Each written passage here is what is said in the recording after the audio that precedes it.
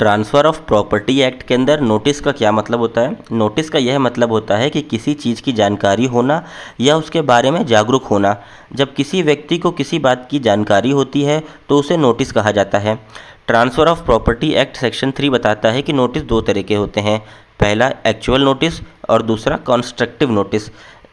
जब किसी व्यक्ति को सीधी तरीके से किसी भी बात की जानकारी दे दी जाए तो उसे कहा जाएगा एक्चुअल नोटिस, यानी एक्सप्रेस वर्ड्स में बता दिया जाए तो उसे कहेंगे एक्चुअल नोटिस। अगर कोई ज़मीन खरीदने से पहले मालिक बता दे कि भैया इस ज़मीन पे पहले से ही लोन है तो क्या कहा जाएगा? यह एक्चुअल नोटिस है, क्योंकि सीधे तरीके से बता दिया गया है। वहीं कंस्ट्रक्टिव नोटिस, जब किसी व्यक्ति को सीधे तरीके से नहीं बताया जाए लेकिन अगर वह व्यक्ति थोड़ा सा ध्यान दे, जांच पड़ताल करे, तब वह उसके बारे में जानकारी इकट्ठा कर सकता है, तो उसे कहते हैं कंस्ट्रक्टिव नोटिस। अब जैसे ए है, ए अपना घर बेच रहा है बी को। अब बी देखता है कि जो ए घर बेच रहा है उसमें रोज़ लड़ाई झगड़ा होता है, दो चार लोग आते हैं, प्रॉपर्टी को डिस्प्यूट करते हैं, पेपर लेके आते हैं, तो भी ये सब नज़रअंदाज करते हुए बी खरीद लेता है ए का घर। तो बाद में पता चलता है कि ए की जो प्रॉपर्टी विवादित थी, तो अब यहाँ पे कोर्ट मान के चलेगी कि बी को पहले से नॉलेज थी कि ये प्रॉपर्टी विवादित है और उसने फिर भी खरीदा, क्योंकि उसने रीजनेबल केयर नहीं इस्तेमाल किया, थोड़ी सी जांच पड़ताल नहीं की खरीदने से पहले। अब कंस्ट्रक्टिव नोटिस सेक्शन 3 बताता है कि constructive notice means that even if a person does not actually know a fact, अगर उसको फैक्ट्स के बारे में जानकारी नहीं है लेकिन अगर वो थोड़ी सी जांच पड़ताल करे, थोड़ी सी जानकारी इकट्ठा करने की कोशिश करे तो उसको जानकारी मिल सकती है, तो इसे कहते हैं कंस्ट्रक्टिव नोटिस। अब लीगल प्रोविज़न अगर आप देखेंगे इसका, तो सेक्शन 3 बताता है कि लीगल नोटिस नहीं, कंस्ट्रक्टिव नोटिस। अगर किसी व्यक्ति को कोई बात सीधे तरीके से नहीं पता है लेकिन अगर वह उसे थोड़ी सी जांच पड़ताल करता है तो उसे वह बात पता चल सकती है, तो इसे कहते हैं कंस्ट्रक्टिव नोटिस। अब की पॉइंट्स क्या हैं इसके? सबसे पहले, अगर कोई जानकारी पब्लिक रिकॉर्ड में उपलब्ध है तो किसी को भी उसे चेक करना चाहिए। दूसरा, अगर कोई व्यक्ति किसी संपत्ति पर कब्जा करके रह रहा है तो खरीदार को उससे पूछताछ करनी चाहिए।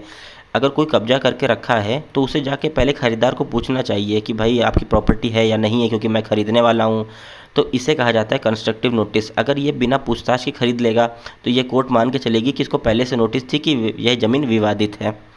कोई व्यक्ति जानबूझकर आंखें बंद नहीं कर सकता है अपनी, उसे जांच पड़ताल करनी चाहिए। अब why is constructive notice important? अब ये इम्पॉर्टेंट क्यों होती है? प्रिवेंट फ्रॉड, धोखाधड़ी से बचने के लिए। कोई भी व्यक्ति झूठ नहीं बोल सकता कि उसे पता नहीं था। भाई जब आप ज़मीन खरीद रहे हो तो जाओ पता करो, पहले खसरा नंबर निकाल के गाटा संख्या से पता करो।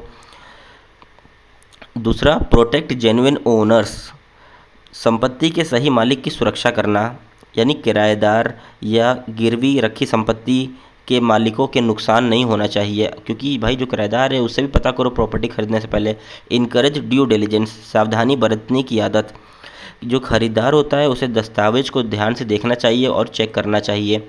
अब लीगल जो कंस्ट्रक्टिव नोटिस से इम्पोर्टेंट क्यों होता है? Why is it important?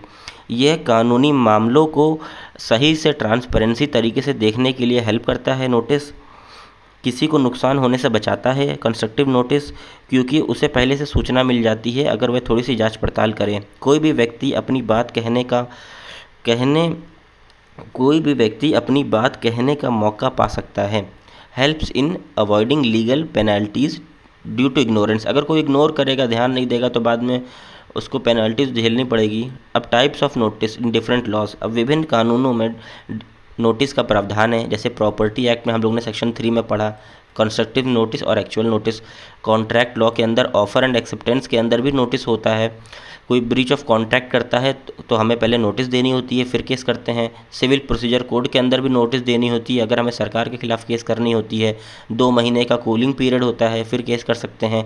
और वहीं BNSS के अंदर अगर समन भेजना है, वारंट है, तो नोटिस देना पड़ता है।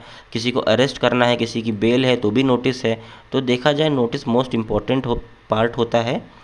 लेबर लॉज के अंदर अगर किसी एम्प्लॉय को छटनी करनी है, किसी को जॉब से निकालना है, तो भी नोटिस देना पड़ता है।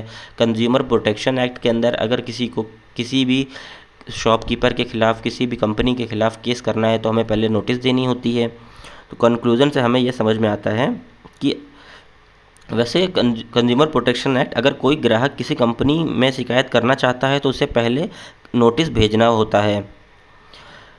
A conclusion, notice is an essential requirement that protects people right. तो नोटिस एक एसेंशियल रिक्वायरमेंट्स है जो कि लोगों के अधिकारों को प्रोटेक्ट करता है।